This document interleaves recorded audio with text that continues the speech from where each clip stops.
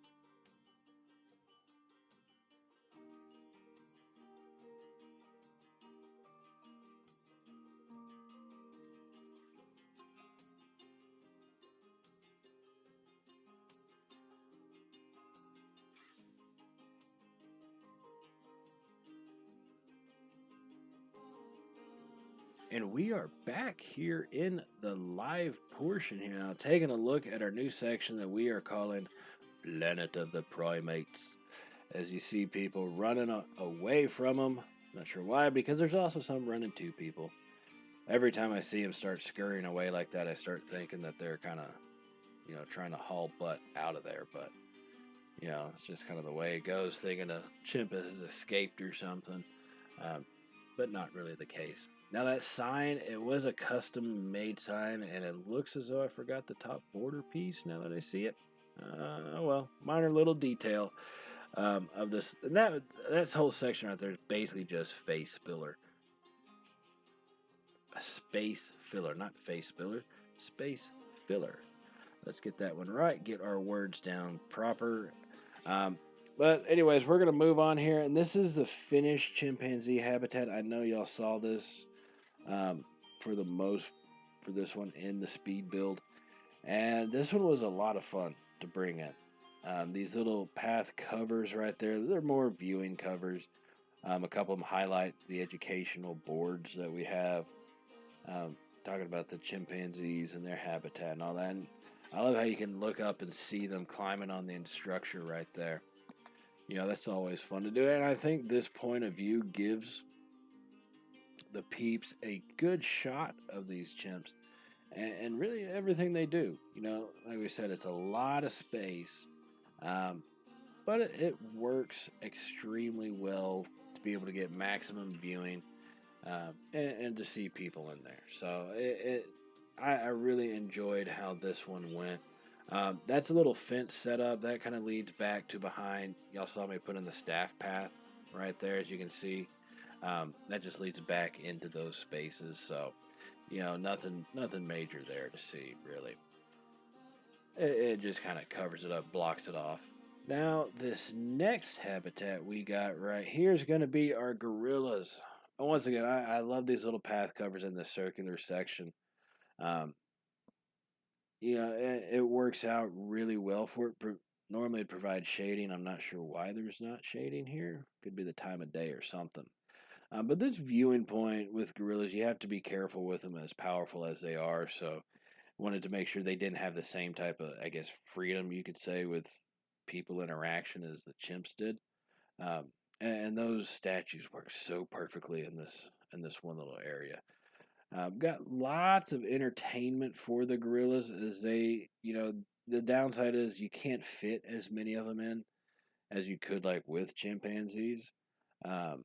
So that was kind of a downside for it. There's their little hard, shelter over there. And that climbing structure is a little bit more basic than what we saw with the chimps. So, they have everything they need into it. Where did they go? That dang thing. Oh, they're hiding out right over here in the corner, trying to get people to leave them alone. But yeah, like I said, the downside, you can't have as many of them in, so it is a little bit harder to view them, and that's kind of why they don't have that attraction. Now, once again, you see the trees off to the sides, providing that open space, and the whole little section, the back wall, being able to view that. And like I said, that's something that we wanted to put in, wanted to make happen, and so it kind of worked out pretty well, is what I'll say. Now, some path covers right here in front, I'll probably need to go back through and do, but I'm really happy with how that thing turned out. Looking through the glass, you can see them pretty clearly. They got high enough walls; they're not something to climb out. It's sturdy enough to keep them in and to keep our peeps safe. So I really enjoyed how the gorillas came out. Hey, person's walking around in a dang lion mask right there. I don't even have lions in here. Damn it. There's another one of our fences going back to our staff area. As we start getting into some of the habitats that y'all did not see. Now, part of making sure those staff areas were covered, I need to put the staff only signs. But they just lead back there. And I covered up those paths. Makes it look better, once again, so that you can see from the top. Now, here is our orangutan habitat. Now, this one I probably should have done like I did with the chimps and dropping the terrain down below. But I think this worked out pretty dang well in the end. As you can see, they do, kind of hide, not really hide out. They're just a little bit lazy, so they're just sitting right there in front of you. Their climbing structure is something that's more spread open. And once again, it's kind of like the gorillas in that sense. Definitely not as wild. Um, Although it could be. I don't know if you've ever seen orangutans at a zoo with all the ropes and all that stuff they have. Those dudes love swinging on that stuff. Um, so I probably could have gone a little bit more outlandish on that. Chose not to, though. But this habitat works out pretty well. Once again, it's the same type of size. The foliage is off to the side, and oh, there they are cleaning each other. That's pretty funny. Big old feller sitting right there. Big old powerful dude. I don't know if y'all have ever seen orangutans. Those things are monstrously strong. It's pretty dang ridiculous. Look, I scratched your back, buddy. It's your turn to scratch mine. What in the hell? They work out their back scratching, picking deal. So we go back here and you see plenty of space to lay down below. That was a big thing in terms of them getting, rest from being in front of these people. Now, I don't highlight it very much, but the path cover right there, I really liked how that stuff turned out.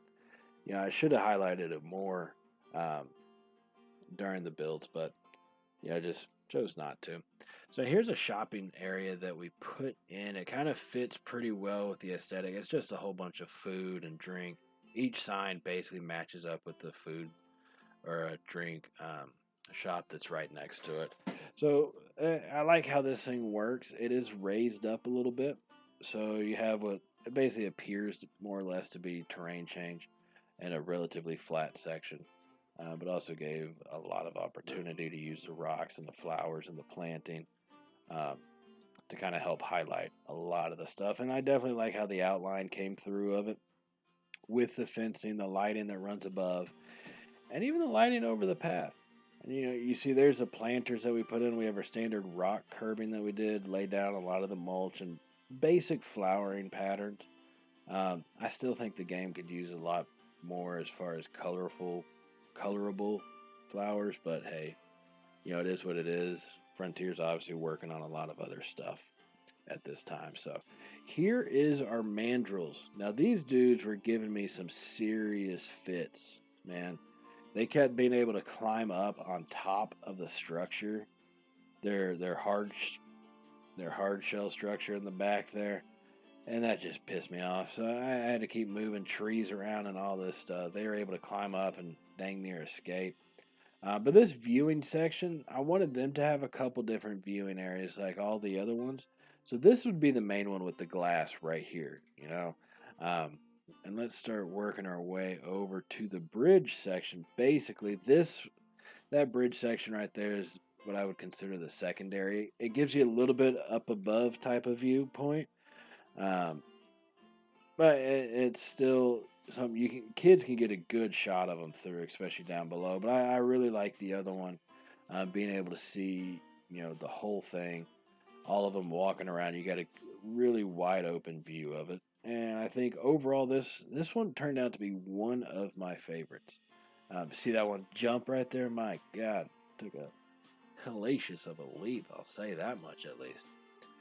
And now let's take a look at this bridge structure that we covered. And I really did like how that one turned out. To cover this area, once again, there's no shading shown. Not sure why, but hey, it is what it is at this point. You know what I mean? But I really like how this turned out, especially. And so it definitely rounds out that mandrel habitat, gives some good viewpoints, and provides some cover, Now let's head up here to the top of our path up here that I mentioned it a little bit beforehand, but this is really kind of the viewpoints you see. I got to close off that fence section, but this is what I was talking about, being able to be above and look down below. So you can see them crawling, you can see them on their climbable section. I really think that this works out. Now, the way the path is done and the rules for the peeps is they can only go as far as the path, obviously. And you can't get it all that, the edging of the terrain is basically right there, but I didn't want to cover up all of the path work. So that's why you kind of see the wall sticks out a little bit and wonder why they're stuck right there. Well, you can still see into it. You know, this would not be the prime viewing section, but it is a pretty good viewing section, I'll say that. And in all reality, if you could walk up to the fence, um, I mean, that just looks perfect. I really do enjoy how that appears coming through all of them. And here is the chimpanzee habitat. Once again, if you could get close to the fence, like if the peeps could do that, I mean, that's just a beautiful shot for these things. Um, Being able to look at them from up high above and see how they really do move, interact, and play with each other. You know, that really is a high point of this type of viewing section. And I really did that just to have some terrain change. Once again, I mentioned it being flat earlier, you know, a little bit ago. So I liked having this path go up in this section and then come back down. So yeah, that was our primate section. That's their sign for it. And this area is just some rock and flower work. It turned out to be pretty decent for us. I really enjoyed making this whole one overall. And so definitely let me know down in the comments how well you enjoyed this one. I'm thinking of making the big cats, our newest section. Give me a thumbs up if you think that's a good idea. And also remember to hit the subscribe button. If you have not hit subscribe already, definitely go ahead and hit that button. And also, if you did like today's video as well, hit the thumbs up button because that type of stuff, it really helps out the channel, and we do definitely greatly appreciate it. So as you can see, we're going to head over to the new section and get ready to start working on that. So like I said, let me know down in the comments if you're down for some big cats going into the Austin Zoo. And I will catch up with y'all in the next episode. So definitely thank y'all for joining us and stay tuned for future episodes of the Austin Zoo as we fill in this whole blank area right there. So as always, everybody, thank you for joining. Stay safe and, well, you know how it goes. Later, y'all.